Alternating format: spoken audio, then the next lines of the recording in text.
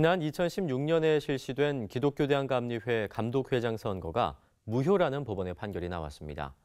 전명구 감독회장을 상대로 한 직무정지 가처분 소송도 제기된 상태여서 감리교는 또다시 교단장 공석 사퇴를 맡게 될 것으로 보입니다. 최경배 기자입니다. 기독교대학감리회 전명구 감독회장이 교단장 자리에서 물러나야 할 처지에 놓였습니다. 서울중앙지방법원 민사 46부는 성모 목사가 기독교대학감리회 등을 상대로 제기한 감독회장 선거 무효 및 당선 무효 확인 소송에서 원고 측 손을 들어줬습니다. 재판부는 선거 무효임을 확인한다면서 소송 비용은 피고가 부담한다고 판결했습니다. 성모 목사는 2016년 9월에 실시된 감독회장 선거에 위법 사항이 있다며 감리교단 안에서 소송을 제기했다가 기각당하자 서울중앙지방법원에 선거 무효 확인 소송을 제기했습니다.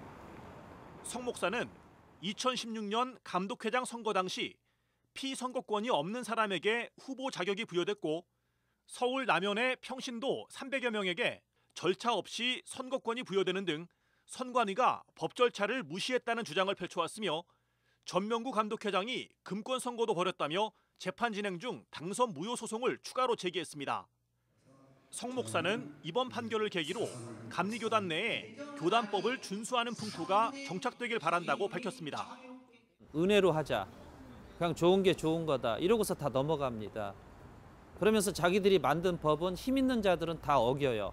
저는 법을 좀 제대로 지키고 목사들이 철저하게 장정대로 회의하고 장정대로 결의하는 이런 풍조가 좀 생겼으면 좋겠습니다. 한편 성 목사는 전명구 감독회장을 상대로 직무정지 가처분 소송도 제기한 상태입니다. 전명구 감독회장의 직무가 정지될 경우 감리교는 행정공백을 막기 위해 직무대행 선임 절차를 밟을 것으로 보입니다.